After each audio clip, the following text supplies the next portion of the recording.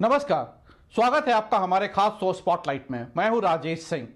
कई जमाने से हम मानते आए हैं कि बड़े बड़े फिल्म स्टार, क्रिकेटर्स या राजनीतिक हस्तियां जो कुछ भी कहती या करती हैं, लोग उनको फॉलो करते हैं। जैसे कोई फिल्म स्टार जैसा दिखना चाहता है और बनना चाहता है, कोई सचिन या विराट जैसा खेलकर नाम कमाना चाहता है। ये लोगों को प्रभावित करते हैं, इसलिए हम इन्हें इन्फ्लुएंसर कहते हैं। लेकिन अब सोशल मीडिया के जमाने में इन्फ्लुएंसर की परिभाषा बदल चुकी है। अब इसके दायरे में सेलिब्रिटी ही नहीं, कॉलेज के पास आउट लड़के भी आ रहे हैं।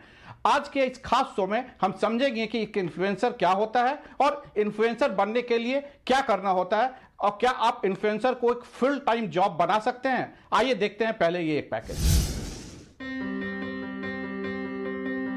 आज के दौर में जिसके पास एक स्मार्टफोन है वो सोशल मीडिया से जुड़ा हुआ है, चाहे वो फेसबुक हो या इंस्टाग्राम या फिर चाहे यूट्यूब। और सबसे खास बात ये कि इन सभी सोशल मीडिया प्लेटफॉर्म्स पर दो तरह के लोग होते हैं। पहले वो जो किसी दूसरे का पोस्ट फीड देखने के लिए उन्हें फॉलो करते हैं, और दूसरे वो जो लोगों को ध्यान में रखते हुए उनके लिए रोचक कंटेंट बनाते हैं। आसान से शब्दों में हम ये बोल सकते हैं कि क्रिएटर और ऑडियंस। तो जब कोई क्रिएटर ज्यादा से ज्यादा लोगों को पसंद आने लगता है तो वो एक इन्फ्लुएंसर बन जाता है। एक समय था जब सोशल मीडिया पर फॉलोअर्स केवल बॉलीवुड एक्टर्स, टीवी सेलिब्रिटीज और नेता जैसे लोगों के होते थे। लेकिन अब समय बदल गया है और इस समय कोई भी आम आदमी अपने स्किल्स से सोशल मीडिया पर फॉलोअर्स पा सकता है। आज के दौर में लोग अपने करियर के रूप में भी इस क्षेत्र की ओर काफी रुचि दिखाने लगे हैं। और ऐसे में अगर आप YouTube, Facebook, Instagram जैसे किसी भी सोशल मीडिया प्लेटफॉर्म पर अपने फॉलोअर बेस बढ़ा लेते हैं और एक पॉपुलर सोशल मीडिया इन्फ्लुएंसर बन जाते हैं तो इससे कई तरह के फायदे हो सकते हैं। पॉपुलर इन्फ्लुएंसर बनने का पहला फायदा है कि आपको एक लार्ज टारगेट ऑडियंस बेस भी मिलेगा, जिनका इस्तेमाल वेबसाइट ट्रैफिक बूस्ट करने, बिजनेस लीड या सेल्स इंक्रीज करने और इनकम के लिए कर सकते हैं। पॉपुलर सोशल मीडिया इन्फ्लुएंसर का दूसरा फायदा है स्पॉन्सरशिप। दरअसल सोशल मीडिया फेमस लोगों का एक एसेंशियल इनकम सोर्स है। ऐसे में अगर आप एक पॉपुलर इन्फ्लुएंसर बनते हैं तो आपके पास स्पॉन्सरशिप पाने का एक बेहतर मौका होता है, और इससे हर महीने केवल एक पोस्ट और वीडियो के माध्यम से लाखों रुपए कमाए जा सकते हैं। इन्फ्लुएंसर को मुख्य 5 श्रेणियों में बांटा गया है।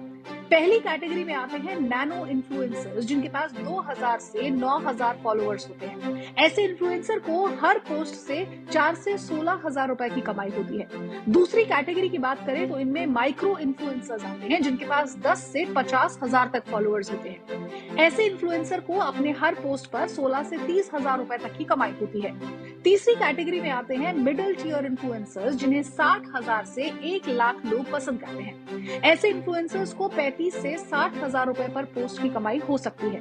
चौथी कैटेगरी में आते हैं टॉप टियर इन्फ्लुएंसर्स, जिनके पास 1 से 5 लाख तक फॉलोअर्स होते हैं। ऐसे लोगों को हर पोस्ट पर 1 लाख से ज्यादा रुपए की कमाई होती है। पांचवी और आखिरी कैटेगरी में आते हैं टॉप टियर इन्फ्लुएंसर, जिन्हें 5 लाख या इससे ज्यादा फॉलोअर्स फॉलो करते हैं। ऐसे इन्फ्लुएंसर अपने पर पोस्ट से करीब 1,20,000 से ज्यादा तक की कमाई पा सकते हैं। अगर आप YouTube पे वीडियो डाल रहे हैं, YouTube आपका आप YouTube वीडियोस में जो आपके एड्स चलते हैं, अगर आप कभी YouTube देख रहे हो तो उसमें एड्स होते हैं, वहां से हमें पैसा बनता है। अगर आप Facebook पे वीडियोस देख रहे हैं, Facebook में भी एड्स आती हैं, वो Facebook पैसा हमें भी देता है। इसके अलावा जैसे मैं फूड रिव्यूअर हूं, तो हमें क्या होता है, हमें इनवाइट्स आते हैं रेस्टोरेंट से, आउटलेट से। तो ये हमारे ऊपर है, हम कई जगह पे पेड रिव्यूज भी करते हैं कि वहां पे स्पेशल रिक्वेस्ट पे जाके वहां, ये हमारा एक और अर्निंग का सोर्स है। इसके अलावा जब आप पॉपुलर हो जाते हैं तो बड़े बड़े ब्रांड्स आपको कांटेक्ट करते हैं। मैंने बहुत सारे ब्रांड्स के साथ काम किया है पिछले इतने सालों में। बड़े बड़े जो MNCs, इतने बड़े, मतलब पूरे वर्ल्ड में इतने बड़े बड़े ब्रांड्स हैं। तो जब आप पॉपुलर हो जाते हैं, ये ब्रांड्स भी कहते हैं कि आप हमारे प्रोडक्ट के बारे में अपने वीडियोस में कुछ शेयर करें, हमारे बारे में कुछ बात करें, तो यहाँ से भी पैसा आता है। उसके अलावा क्या है, आप देखिए कि पिछले इतने सालों में नए नए ऐप्स आ रहे हैं, नए नए वीडियो ऐप्स आ रहे हैं। तो ये वीडियो ऐप्स जो होते हैं, ये भी आपको कांटेक्ट करते हैं कि आप हमारे ऐप्स पे वीडियो अपलोड किया करिए, क्योंकि हमारी एक ऑलरेडी फॉलोइंग होती है। तो उनको ये बेनिफिट मिलता है कि अगर हम उन्हीं का वीडियो डालें, तो उन्हीं के ऐप्स पे डालें और अपने किसी इंस्टाग्राम पे जाके उनके ऐप्स को हम टैग करें, तो वहां से भी पैसा आता है। तो ये जो मेजर यही रिसोर्सेज है जहां से पैसा आता है। चलिए, हमें ये तो पता चल गया कि एक फेमस सोशल मीडिया इन्फ्लुएंसर बनने से कितना फायदा है, लेकिन अब सवाल ये उठता है कि हम ये बने कैसे। अगर आपको सोशल मीडिया प्लेटफॉर्म पर लंबे समय के लिए फेमस रहना है तो यूनिक और फ्रेश आइडिया और कंटेंट शेयर करते रहना होगा। एक भरोसेमंद सोशल मीडिया इन्फ्लुएंसर बनने के लिए हमें खुद सोचना होगा कि कौन सा स्किल या आर्ट है जो हम किसी और से बेहतर तरीके से बता सकते हैं और अपने विजिटर को रोजाना फ्रेश कंटेंट दे सकते हैं। रेगुलर पब्लिशिंग बहुत ही जरूरी होती है सोशल मीडिया फॉलोअर्स बढ़ाने के लिए, और ऐसे में ये तभी संभव है जब हम अपने पोस्ट के लिए पहले से प्लान बनाकर रखें। हमारे देश में कई बड़े यूट्यूबर हैं जिनको एक फोन का रिव्यू करने के लिए 20 से 30 लाख रुपए तक मिलते हैं। अब आप थोड़ा अंदाजा लगा सकते हैं कि इसमें कितनी कमाई हो सकती है। जितने भी टेक यूट्यूबर्स हैं उन सभी को जो प्रोडक्ट रिव्यू करने के लिए दिया जाता है, कंपनी उनको पैसे के साथ वो प्रोडक्ट भी मुफ्त में देती है जिसका वो रिव्यू कर रहे हैं। वहीं अगर यूट्यूब पर आपके 1 लाख सब्सक्राइबर्स हो जाते हैं तो आप एक महीने में 1 लाख रुपए आसानी से कमा सकते हैं। ब्यूरो रिपोर्ट, ईटी न्यूज़ स्वदेश। इस पैकेज के जरिए हमने आपको बताया कि इन्फ्लुएंसर क्या होता है, ये कैसे काम करता है और इसके जरिए लोग कितने पैसे बना रहे हैं। और इस पूरे मुद्दे पर बात करने के लिए हमारे साथ अब 2 मेहमान जुड़ गए हैं। गौरव निझावन जी जो कि वीपी मार्केटिंग है स्टैसफिन के, और राज समानी जो कि खुद एक डिजिटल कंटेंट क्रिएटर है और एंटरप्रेन्योर है। इनसे जानेंगे कि इन्फ्लुएंसर को एक कैरियर ऑप्शन आप कैसे बना सकते हैं और एक इन्फ्लुएंसर को कैसे चुना जाता है किसी ब्रांड के प्रमोशन के लिए। तो गौरव निझावन जी और राज समानी जी, बहुत बहुत स्वागत है आपका स्पॉटलाइट पे। सबसे पहले गौरव जी, हम आपसे जानना चाहते हैं कि आप जब एक इन्फ्लुएंसर को अपने प्रोडक्ट के प्रमोशन के लिए चुनते हैं तो आप क्या देखते हैं उसमें? Thank you Rajesh. I think इस सवाल को जवाब देने से पहले हमें थोड़ा समझना पड़ेगा। पिछले जमाने में क्या होता था कि कुछ गिने चुने फिल्म स्टार्स होते थे, लोग उनको फॉलो करते थे, तो जो भी ब्रांड वो लोग यूज करते थे, काफी सारे लोग इंस्पायर हो जाते थे वही ब्रांड्स यूज करने के लिए। और अगर आप समझे कि not even just celebrities, even अगर आप डॉक्टर्स और डेंटिस्ट बोलेंगे, वो भी एक टाइप के इन्फ्लुएंसर्स ही थे, जो अगर वो बोलते थे कि ये टूथपेस्ट यूज करना है तो लोग वही टूथपेस्ट इस्तेमाल करने लग जाते थे। अब क्या हुआ है कि क्योंकि हम लोग इतना कंटेंट से एक्सपोज हो गए हैं और इतने सारे चैनल्स हमारे सामने हैं, यूट्यूब है, इंस्टाग्राम है, फेसबुक है, तो जो रियल लाइफ पीपल है, जो जिनकी समझ है, वो भी उनको एक प्लेटफॉर्म मिला है सेलिब्रिटी बनने का, राइट। तो इसमें बहुत सारी टेक्निकल चीजें भी होती है, जैसे कि एंगेजमेंट रेट, कौन सी टाइप की ऑडियंस है, उनका टीजी क्या है, उनको किस टाइप के लोग फॉलो करते हैं, उनका कंटेंट का क्वालिटी क्या रहा है। और इसमें सबसे जरूरी काम ये है कि बात ये है कि जो आपका इन्फ्लुएंसर है और जो आपका ब्रांड है, क्या वो एकदम इंटीग्रेट हो सकता है, क्या वो एकदम अलाइंड है। क्योंकि फॉर एग्जाम्पल अगर आप एक 21-year-old इन्फ्लुएंसर यूज करते हैं जो कि बहुत ही स्टार्टिंग कर रहा है अपने करियर की, और उसको बोलते हैं कि आप एंडोर्स करिए BMW का सबसे एक्सपेंसिव कार, टीजी को समझ में आ जाए कि कि ये बहुत ही this is not the correct comparison. So this is one of the most important things which we should take into consideration before choosing an influencer. तो आप, अगर हम आपसे पूछे कि आप एक यंगस्टर्स को या एक ग्रेजुएट को जो कि अभी अभी कॉलेज से पास आउट किया है, वो अगर इन्फ्लुएंसर बनना चाहता है तो आप उससे क्या राय देना चाहेंगे? डेफिनेटली आई थिंक इन्फ्लुएंसर बनने के लिए एक बहुत ही अच्छा काम है इन्फ्लुएंसर बनना, क्योंकि इससे नॉट ओनली आप अपने ऊपर काम करते हैं, आपको एक मौका मिलता है कि आपका जो अंदर जो पैशन है, आपके अंदर जो स्किल सेट है, वो आप लोगों से कनेक्ट कर पाए, लोग आपको फॉलो करें। It is like if you have a real passion, if you are into travel, shopping, dining, or foodie, or any other thing that you passionately follow, I think you should enjoy first of all what you're doing. पहले तो आप ये देखिए कि आपको अच्छा क्या लगता है करना। आपको फोटोग्राफी अच्छी लगती है, और आपको भागना अच्छा लगता है, fit, you're into fitness, etc. So जब आप अपना पैशन पॉइंट समझ पाएंगे, अपना पैशन समझेंगे, तो बाकी लोग उसको देख के इंस्पायर होंगे। सो आई थिंक सीमलेसली वो इंटीग्रेट होता है, क्योंकि एक बात करना कि ये बहुत ही कूल है कि ये इन्फ्लुएंसर बन गया, या मैं अपने दोस्तों को जानता हूँ कि वो इन्फ्लुएंसर बन गया, बट जब तक आपके अंदर वो पैशन नहीं है और जब तक आप उसको स्किल को रियलिस्टिकली उसको सेल नहीं कर सकते, तो बाकी लोग इंस्पायर ही नहीं होंगे, तो बाकी लोग आपको फॉलो ही नहीं करना चाहेंगे। तो मेरा पहला पॉइंट होगा कि आप अपने पैशन को फॉलो कीजिए, और उसको एक प्रेजेंटेशन अच्छे तरीके से करना सीखिए, एंड बाकी सब विल फॉलो। बिल्कुल सही कहा आपने। अब हम आना चाहते हैं राज के पास। राज, सबसे पहले आपसे ये जानना चाहें कि आपने कब और कैसे ये माना कि आपको एक कंटेंट क्रिएट करना है सोशल मीडिया पे, और ये आपका एक हॉबी था या आपने इसे एक अपने कैरियर ऑप्शन के रूप में चुना है? Thank you so much first of all for having me.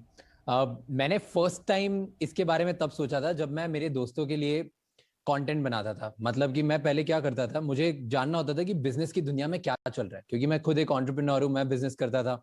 तो मुझे जानना होता था रोज कि बिजनेस में आज क्या चल रहा है, आज कौन सी कंपनी ने क्या किया, कौन से मेरी इंडस्ट्री में उसके रूल्स और रेगुलेशंस नए आए, या कौन सा ऐसे मेजर मूव्स है जिससे हमारी लाइफ इंपैक्ट होगी। पर इसके लिए अब अगर आप सारे न्यूज चैनल्स देखेंगे या बड़े बड़े बिजनेस चैनल्स देखेंगे, तो अब जब कोई स्टार्ट करता है अपनी बिजनेस की जर्नी, तो बहुत डिफिकल्ट होता है सब कुछ समझना, क्योंकि ऑलरेडी वो इतनी ज्यादा हाई टेक और डिफिकल्ट लैंग्वेज में बात करते हैं। तो मैंने स्टार्ट किया था कि मैं उसके बारे में कंटेंट बनाऊं, क्योंकि मेरे को कोई नहीं मिलता था कि जो मुझे 30 सेकंड्स में या 15 सेकंड में समझा दे कि भाई आज क्या चला है दुनिया में। तो बिजनेस के बारे में मैंने वो बनाना स्टार्ट किया और फिर वो मेरे दोस्तों के साथ शेयर किया। तो मेरे दोस्तों ने बोलने लगा कि यार राज, ये तो बहुत अच्छा है, तुझे बहुत मजा आ रहा है, हमको रोज तू बताया कर, क्योंकि तुझसे हमको सीखने को मिल जाता है कि आज पूरे दिन में क्या हुआ। जब वो चीज मेरे फ्रेंड्स ने बोलना स्टार्ट करी मुझे, तो मैंने ये सोशल मीडिया पे कंटेंट स्टार्ट कर दिया डालना। एंड बिकॉज मैं ज्यादा डालने लगा, ज्यादा लोग मुझे फॉलो करने लगे, मेरा मेन कंटेंट उसके बाद स्ट्रैटेजी सिर्फ ये बन गया कि क्या मैं ऐसा कर सकता हूं जो मैं रोज सीख रहा हूं, क्या मैं अपने लोगों को सिखाऊं ताकि मैं ज्यादा लोगों को ये सिखा सकता हूं। एंड ओवर द टाइम बस ये सिखाने की चाह कि मैं खुद सीख रहा हूं इसकी वजह से, क्योंकि मुझे ज्यादा लोगों को सिखाना है, उस पॉइंट पे ये हुआ। और लाइफ में प्रॉपर जब इसको मुझे करियर बनाने जैसा पॉइंट आया, वो था लास्ट ईयर जनवरी। तब उस टाइम पे मेरे 3 लाख फॉलोअर हो चुके थे हॉबी के जैसे ही। उस टाइम पे क्योंकि मैं पिछले 5 साल से ट्राई कर रहा था, 3 लाख तक फॉलोअर्स पहुंचने मुझे 5 साल लगे। और 5 सालों की जर्नी में मैंने बिजनेस के नॉलेज के अलावा साथ में ये भी काम, इस पे भी काम करना स्टार्ट कर दिया कि मैं बोलता कैसे हूं, मैं अपनी पब्लिक स्पीकिंग स्किल्स कैसे सुधारूं, मैं ये कैसे कर सकता हूं कि मैं जो बोल रहा हूं वो ज्यादा लोग सुने और अच्छे तरीके से सुने, और वर्ल्ड के सारे बेस्ट स्पीकर्स को देख के मैं सीखने लग गया। तो 5 साल में मैंने जो स्पीकिंग स्किल सुधारी और मेरा बिजनेस जो नॉलेज था, उन दोनों को कंबाइन करके मुझे कॉन्फिडेंस आया कि अब इसको मैं करियर बना सकता हूं। इसीलिए मैंने लास्ट ईयर जनवरी में ये स्टार्ट किया करना।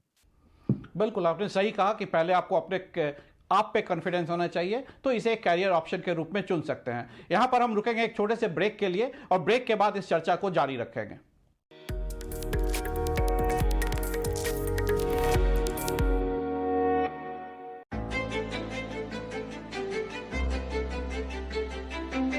Very flexible labor laws now, right? You have land available. Every state government ready to give land. Electricity is not a problem. There is no shortage. There is abundance of workers. There is hire and fire. Cumulatively put to this with the reforms that have come, and the best thing is that corporate sector integrity. All this coming together, I think that's what market is recognizing. And then the path is only upward.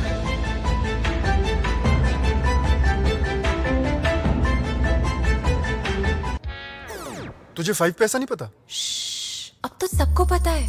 5 पैसा पर है 4000 stocks की research, technical tools और investment ideas. Download 5 पैसा now. अब तो सबको पता है 5 पैसा के साथ निवेश बिना आसान और लाभदायक भी। Investments in securities market are subject to market risk. Read all the related documents carefully before investing.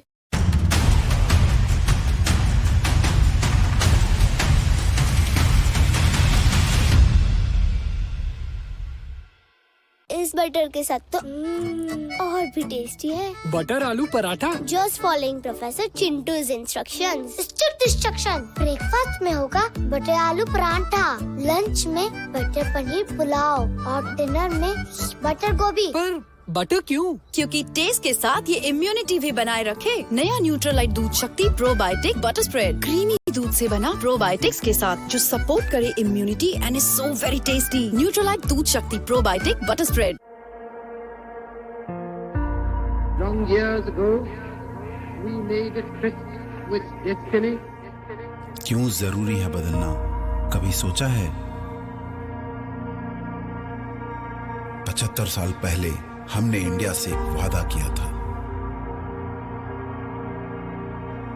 बदलाव की ऐसी नहर निकालेंगे कि जमीन पर हर रोज तरक्की की नई फसल तैयार हो।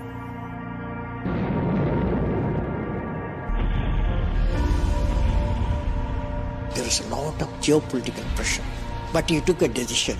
India will go ahead with the test.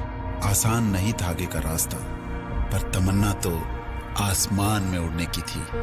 ऊपर से भारत कैसा दिखता है आपको? सारे जहां से अच्छा।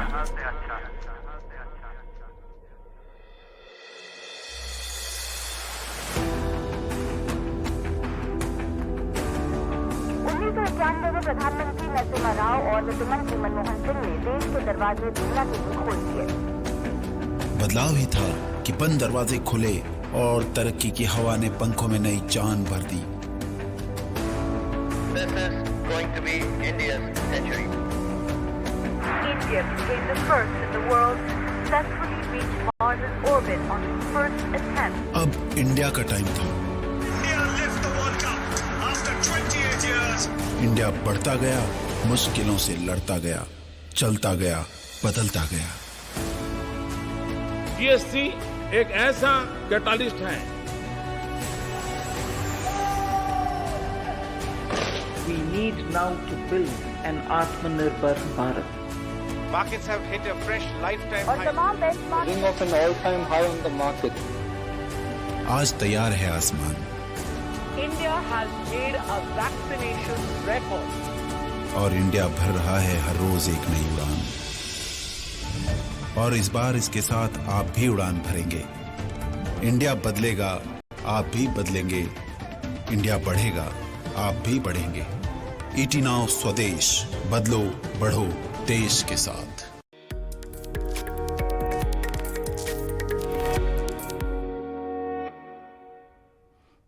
Welcome back. हम बात कर रहे थे इन्फ्लुएंसर्स की दुनिया की, और हमारे साथ दो खास मेहमान जुड़े हुए हैं, गौरव निजावन और राज समानी। राज, हम आपसे बात कर रहे थे, आपने कहा कि आपने over a period of 3 years अपने फॉलोअर्स को बढ़ाया, और वो जब 3 लाख से ज़्यादा हो गया तब आपने सोचा कि अब इसे एक कैरियर ऑप्शन बनाया जाए। तो अब लोग ये जानना चाहेंगे कि आपने अपने फॉलोअर्स को बढ़ाने के लिए क्या किया, कैसे अपने फॉलोअर्स को 3 लाख या उससे ज़्यादा आगे ले गए? देखो, उसके लिए मेरे पास, मैं हर चीज को एक बिजनेस की तरह देखता हूँ कि किसी भी इंसान को अगर खुद रिस्क लेके अपना टाइम, एफर्ट और पैसा लगा के कुछ बढ़ाना है तो वो एक एंटरप्रेन्योरशिप जैसा ही होता है, वो बिजनेस के जैसा ही होता है। आप प्रोडक्ट को बढ़ाओ या खुद को बढ़ाओ या खुद की ब्रांड को बढ़ाओ। तो उसके लिए मैंने 7 स्टेप, मेरा एक मॉडल है जो मैं फॉलो करता हूँ, और उसमें मैंने यूट्यूब वीडियो भी बनाया। पर अगर क्विकली मैं बताऊं जिसको भी ये फॉलो करना है, तो सबसे पहले ये आइडेंटिफाई करना पड़ेगा तुम्हें कि तुम में ऐसा क्या है जो दूसरों में नहीं है। तो क्योंकि जब वो आइडेंटिफाई होगा उसके अराउंड तुम चीजें बनाने लगे। तो मेरा, जब मैंने स्टार्ट किया था, मुझ में ये था कि मैं मेरे दोस्तों से ज्यादा नॉलेजेबल हूँ बिजनेस वर्ल्ड के बारे में, क्योंकि मैं रोज पढ़ता था। इसका मतलब ये नहीं था कि मुझे बहुत कुछ आता था, इसका ये था कि मेरे में ये चाह थी कि रोज मैं पढ़ता था, तो मेरे लिए वो अलग था। उसके बाद सेकंड चीज होती है कि आप कौन से प्लेटफॉर्म पे बना रहे हो और किस वे में बना रहे हो, that is respect the platform. क्योंकि अगर आप प्लेटफॉर्म जैसे चूज कर लिया आपने, मान लो इंस्टाग्राम, तो आपको ये देखना पड़ेगा फॉलोअर्स बढ़ाने के लिए कि इंस्टाग्राम क्या चाहता है। क्या इंस्टाग्राम चाहता है कि उसका लाइव वाला फीचर है वो ज्यादा यूज हो? क्या इंस्टाग्राम चाहता है कि हमने भी रील्स नया लॉन्च किया तो रील्स पे ज्यादा लोग बनाए? क्योंकि जब भी एक प्लेटफॉर्म नया एक फीचर लॉन्च करता है, वो चाहता है कि ज्यादा से ज्यादा लोग उस प्लेटफॉर्म पे आए और उस फीचर को यूज करें, ताकि उसके पास का कंटेंट हो दिखाने के लिए। तो फर्स्ट स्टेप है, आपने आइडेंटिफाई कर लिया आपका मोड क्या है, आप किस चीज में सबसे बढ़िया हो। सेकंड, आपने आइडेंटिफाई कौन से प्लेटफॉर्म पे और प्लेटफॉर्म को क्या चाहिए, क्योंकि जब आप प्लेटफॉर्म को वो दोगे जो उन्हें चाहिए, तो आपको प्लेटफॉर्म वो देगा जो आपको चाहिए, वो है रीच। ये होती है 2 चीज। फिर तीसरा, आपको ये रियलाइज करना पड़ेगा कि कौन से ऐसे टाइम है जहां पे सबसे ज्यादा कंजम्पशन होता है। तो अगर आप देखोगे, छुट्टियों के टाइम पे सबसे ज्यादा कंजम्पशन होता है, लेकिन ऑन द डे, जैसे मान लो दिवाली के दिन सब लोग बिजी होते हैं, तो अगर आप दिवाली के दिन कंटेंट डालोगे तो नहीं चलेगा। दिवाली के एक दिन पहले ही लोग छुट्टी के मूड में आ जाते हैं, तो दिवाली का कंटेंट आप दिवाली के एक दिन पहले डालो। मतलब जब भी सेलिब्रेशन है, I call this concept celebrate early. तो अगर आप जब भी कोई एक दिन आ रहा है, Father's Day, Mother's Day, Valentine's Day है, होली है, दिवाली है, वो एक दिन पहले सेलिब्रेट करो और उसके बारे में कंटेंट बताओ अपने ऑडियंस के साथ, तो वो बहुत ज्यादा शेयर होगा हॉलीडे के एक दिन पहले, क्योंकि लोग एक दिन पहले ही मूड में आ जाते हैं हॉलीडे के, और हॉलीडे वाले दिन एक्चुअली वो बिजी रहते हैं। तो ये मेजरली 3 स्ट्रैटेजीज थी जो कोई भी जिसको इन्फ्लुएंसर बनना है या कंटेंट क्रिएटर बनना है और अपने फॉलोअर्स बढ़ाने, तो इससे स्टार्ट कर सकता है। बाकी लेंथ में मैंने मेरे यूट्यूब वीडियो में बताया कि 7 ऐसे कौन से तरीके जो मैंने यूज करे बढ़ाने के लिए। बिल्कुल, आपने बहुत अच्छा सुझाव दिया है कि इस तरह से करके आप अपने फॉलोअर्स को बढ़ा सकते हैं। गौरव, हम आपके पास आना चाहेंगे। क्या आप ये बता सकते हैं कि एक 2 साल पहले कंज्यूमर प्रोटेक्शन एक्ट में एक बदलाव किया गया था, जिसके चलते ये किया गया था कि कोई भी एडवर्टाइजर या कोई फिल्म पर्सनैलिटी किसी प्रोडक्ट का अगर वो प्रमोशन करते हैं तो वो उसके लिए उतने ही लायबल होंगे जितना कि वो कंपनी। तो ऐसे में क्या आपको लगता है कि ये, इस पर आपका क्या कहना है इस लॉ के बारे में, क्योंकि इससे काफी कुछ इंपैक्ट होता होगा। आपने किसी इन्फ्लुएंसर से किसी प्रोडक्ट को प्रमोट किया, वो तो पैसा लेकर उसको प्रमोशन कर देगा, लेकिन उसकी लायबिलिटी उसके प्रति काफी बढ़ जाएगी। ऐसे में आप क्या कहते हैं, इस पे आपका क्या कहना है? ये बहुत ही इंटरेस्टिंग सिचुएशन है। आई थिंक जो one of the things that has happened well, जिसको मैं बोलूंगा कि अब जो भी इंस्टाग्राम में या यूट्यूब पे या फेसबुक पे अब जो भी अगर कोई इन्फ्लुएंसर एक ब्रांड को एंडोर्स कर रहा है जिसके लिए उसको पैसे मिले हैं, अब एक लिंक आने लगा है which says in paid partnership with XYZ brand. So इससे पहली बात कम से कम ये क्लियर हो जाती है कि जो कंज्यूमर उसको देख रहा है उसको ये पता है कि इट्स लाइक एन एड। अब कंज्यूमर जैसे एक नॉर्मल सेलिब्रिटी है या नॉर्मल इंसान है, वो भी कुछ चीजें इंडोर्स करेगा और वो कुछ चीजें यूज करेगा और कुछ चीजें नहीं इंडोर्स करेगा। And hence it is also critical for any consumer who is following an influencer to be swayed by somebody who's very credible name in the being. So based on this, consumer can actually make a very informed choice. In terms of liability of the influencer, yes, I mean some part of responsibility is also of the influencer, because when he's choosing a brand to endorse, when he's saying इस brand में ये ingredients हैं, इससे आपका weight loss हो जाएगा, इससे आपको पैसे इतने परसेंटेज पे आपको मिल जाएंगे, एक्सेट्रा एक्सेट्रा, उसकी एक रिस्पॉन्सिबिलिटी है, क्योंकि उसको कम से कम like millions of people are following that person. So hence I would also recommend the influencer community to actually check और verify before putting anything out there. TV पे या कोई भी सोशल मीडिया पे डालने से पहले या किसी बात करने से पहले they should also verify it. So the brand obviously is more liable, but influencer is also liable because what he's saying people will follow. बिल्कुल आपने सही कहा। राज, हम आपसे भी इस मुद्दे पे जानना चाहेंगे, क्या आप कोई बिजनेस आइडिया या कोई बिजनेस की खबर पे कोई चीज बताते हैं तो क्या आप डिस्क्लेमर देते हैं, और वो कितना जरूरी होता है? बिल्कुल डिस्क्लेमर देते हैं, और वो जरूरी भी होता है, क्योंकि लोगों को ये बताना जरूरी है कि इस चीज के लिए हमें पैसे मिल रहे हैं तो इसलिए हम आपको बता रहे हैं। पर एक चीज जो मैंने मेरे ऑडियंस के साथ देखी है जो बहुत अच्छी है, कि जब भी मैं किसी चीज के बारे में बताता हूं तो मैं पहले खुद ये सोचता हूं कि अगर ये इंसान या ये मुझे ब्रांड पैसे नहीं देती तो भी क्या मैं इसके बारे में बात करता? अगर मैं करता तो ही मैं उनसे पैसे लेके भी बात करता हूं, नहीं तो मैं नहीं करता। तो ये सबसे पहली चीज है, ये जो मैं फॉलो करता हूँ। और ये हर इन्फ्लुएंसर को सोचना चाहिए कि अगर वो लंबा गेम खेल रहे हैं, छोटा गेम खेल रहे हैं तो वो कुछ भी कर सकते हैं, थोड़े दिन पैसे लिए कुछ भी कर दिया, लेकिन अगर लंबा गेम खेल रहे हैं तो उन्हें रिस्पॉन्सिबल होना पड़ेगा। क्योंकि जब आप एक सेलिब्रिटी को टीवी पे देखते हो ऐड करने का, कि मान लो किसी एक एक्टर ने एक XYZ कुछ चीज प्रोडक्ट कर दिया और उससे आपको रिजल्ट नहीं आया, तो एक नॉर्मल कंज्यूमर या नॉर्मल ऑडियंस उस एक्टर के घर नहीं जा सकता या उसको कुछ बोल नहीं सकता। लेकिन एज एन इन्फ्लुएंसर वो लोग आपके फीड पे डायरेक्ट कमेंट कर सकते हैं और डायरेक्टली आपको बोल सकते हैं और आपके लाखों ऑडियंस को भी बता सकते हैं कि हे, जो तूने पिछले वीडियो में मुझे गलत चीज बताई थी वो चीज नहीं चली। तो उसकी वजह से जब आपके नेगेटिव रिव्यूज बढ़ने लग जाएंगे, ऑटोमेटिकली आपका पूरा इन्फ्लुएंसिंग बिजनेस ही खत्म हो जाएगा। सो इसकी वजह से आई थिंक ऑडियंस जो आपसे जितना कनेक्टेड है वो बहुत बड़ा एक पावर है, लेकिन बहुत बड़ी रिस्पॉन्सिबिलिटी भी है। तो उसको डेफिनेटली अच्छे से यूज करेंगे तो लॉन्ग टर्म हम लोग कर पाएंगे। इसके लिए डिस्क्लेमर देना बहुत जरूरी है, और डिस्क्लेमर के साथ साथ सही चीजों को प्रमोट करना भी जरूरी है, क्योंकि अगर सही चीज नहीं करेंगे तो कहीं ना कहीं थोड़े टाइम बाद, 1 महीना, 6 महीना, साल भर बाद वो आपको बैकफायर करेगी। बिल्कुल आपने सही कहा। तो इन्फ्लुएंसर को अपने प्रोडक्ट, किस प्रोडक्ट को प्रमोट कर रहे हैं, किस आइडिया को प्रमोट कर रहे हैं, उसके बारे में उन्हें काफ़ी सोच समझ के डिसीजन लेना होगा, अगर उन्हें लॉन्ग टर्म में इसके बारे में सोचना है तो। गौरव, हमसे ये जानना चाहेंगे, ये कहा जाता है कि बहुत सारे इन्फ्लुएंसर्स जो हैं उन्हें आज के फिल्म स्टार या क्रिकेटर्स से ज़्यादा पैसे मिलते हैं।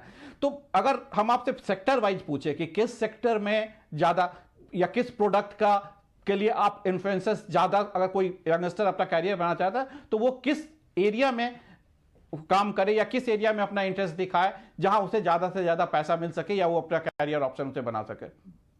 देखिए, ये बात जो है ना बहुत इंटरेस्टिंग है, और काफी बार हम लोग जस्ट हवा में बोल देते हैं कि अब तो इन्फ्लुएंसर को भी फिल्म स्टार से भी ज्यादा पैसे मिलने लगे। ये कुछ हद तक सही भी है, लेकिन इस बात को डीप में जानना बहुत जरूरी है। कि हम किस टाइप की इन्फ्लुएंसर और किस टाइप का कंटेंट बनाने की कोशिश कर रहे हैं।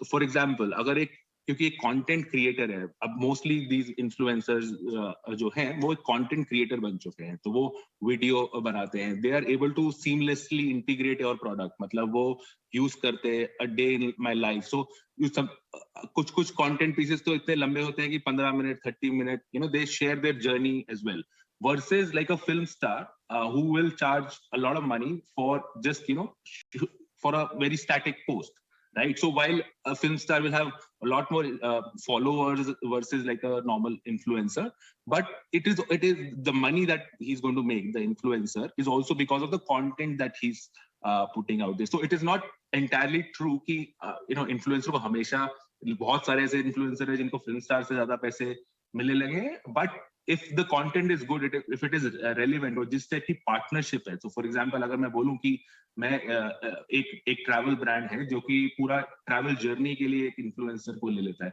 हाँ, उस केस में versus celebrity who only putting a static post out there, it is possible that a normal influencer will be paid more.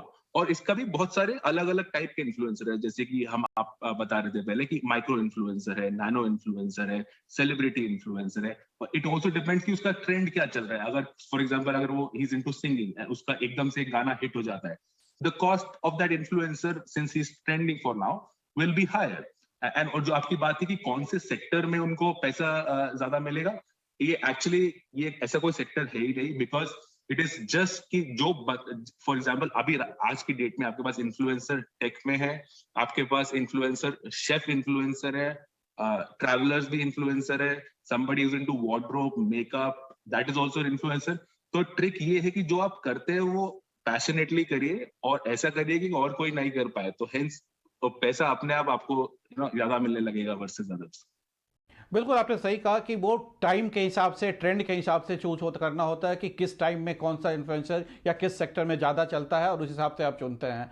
राज, हम आपसे भी इस पॉइंट पे जानना चाहेंगे क्योंकि आपके काफ़ी फॉलोअर्स हैं, तो आप कैसे ये जज करते हैं कि जो आप आइडियाज़ दे रहे हैं या जो कंटेंट क्रिएट करते हैं वो फॉलोअर्स लाइक कर रहे हैं? क्या सिर्फ इसके चलते कि फॉलोअर्स बढ़ रहे हैं, या उस पर कमेंट्स ज़्यादा आ रहा है उसके चलते, या आप कोई फील्ड स्टडी भी करते हैं इसके? और देखिए, मेरे पास हर डिसीजन जो नेक्स्ट कंटेंट में क्या बनाऊंगा और वो चलेगा या नहीं चलेगा, उसके पीछे 2 लॉजिक्स होते हैं।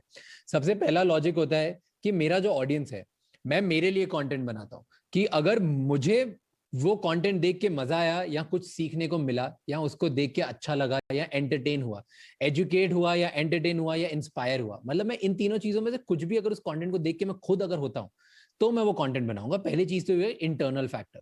अब एक्सटर्नली क्या होता है कि अगर क्योंकि हम सालों से कंटेंट बनाते आ रहे हैं, तो इतने सारे कंटेंट में से पिछले हफ्ते मान लो मैंने 10 वीडियो बनाए, 10 वीडियो में से पिछले हफ्ते सबसे अच्छा कौन सा लगा, जो सबसे ज्यादा चला, उसमें जिसपे सबसे ज्यादा कमेंट्स होंगे, सबसे ज्यादा व्यूज होंगे, सबसे ज्यादा शेयर्स होंगे, उसको हम स्टडी करते हैं कि वो क्यों चला, उसके कमेंट स्टडी करते हैं कि उसमें ऐसा क्या था जो लोगों को पसंद आ रही चीजें, फिर वही चीज उठा के नेक्स्ट वीडियो में डालते हैं। तो पहला तो ये हो गया कि क्या मुझे कुछ नई चीज सीखने को मिल रही है, जब वो मिलती है तो मैं उस बारे में कंटेंट बनाता हूं। फिर उसमें मैं ऐसे कौन से एलिमेंट डालूं जो मैं पुराने मेरे ट्रैक रिकॉर्ड से सीख के डाल सकता हूं कि पुरानी चीजों में मैंने ये 2 चीज एक्स्ट्रा बोली थी तो चल गई थी, इसकी वजह से अब मैं नए वीडियो में भी ये दोनों डालूंगा। So it's a mix of servicing your audience and data.